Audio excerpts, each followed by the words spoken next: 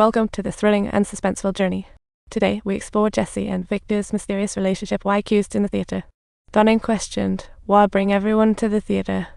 Jesse was lost in endless fog.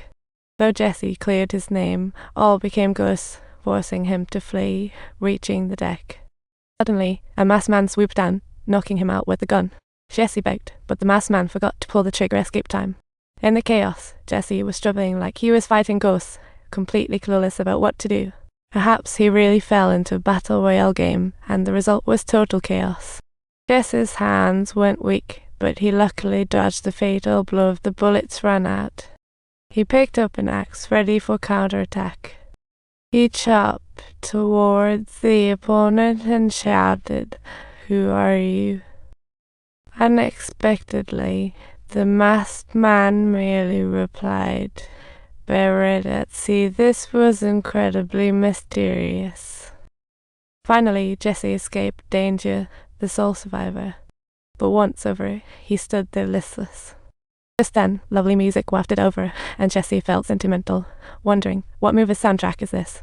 Unexpectedly, shouts echoed from outside, startling Jesse and causing his heart to race. Memories came flooding back. In an instant was he destined to relive the scene once more. Once he calmed down, he made it to the deck and found people boarding the ship one after another. It was a reunion like no other.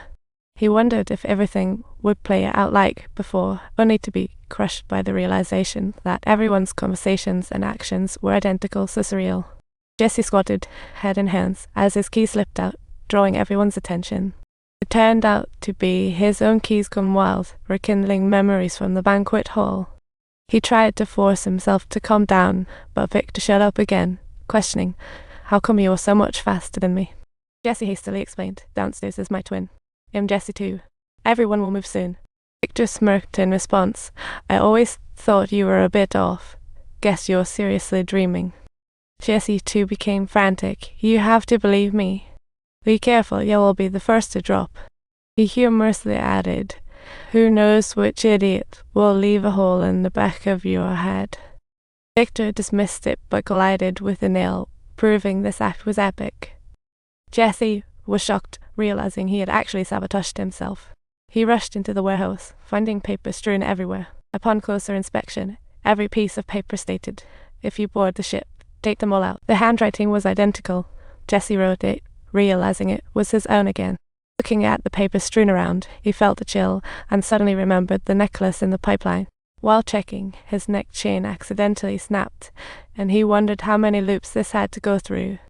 Then he opened the wardrobe and found the masked man's outfit. He thought, well, the director has arrived. Upon contemplating the idea of everyone having to replay this all over again, he was virtually on the verge of a complete breakdown. He resolutely decided to alter the storyline and guide everyone back home. He loaded his gun and returned to the dining room where Victor was blooded, finally meeting the newly uploaded Jesse one. He stopped Victor from getting entangled, saving him from the fate of being assassinated. Seeing two Jesses, Victor totally crumbled, feeling that a hit in the back of his head was totally uncalled for. Ray fell again. Lisa was to resume her femme fatale, but halted, seeing Jesse too with the shotgun. No time to explain. Jesse too pushed Lisa aside, dodging the masked man's attack and firing back.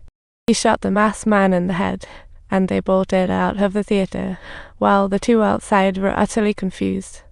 Donnie asked Jesse to explain, and Jesse signaled he was off to find Victor. As everyone left the ship, passing the weapon, he warned Donnie to shoot anyone he saw, but just moments after Jesse left, Donnie fired a shot, yelling. The masked man, shot in the shoulder, removed his hood, revealing another Jesse, whom Will called Jesse 3. He had been lurking on the ship, arriving earlier than the others, approaching Donnie with a cold demeanor, inviting them to follow him. Though Donnie and his buddy were confused, they followed him.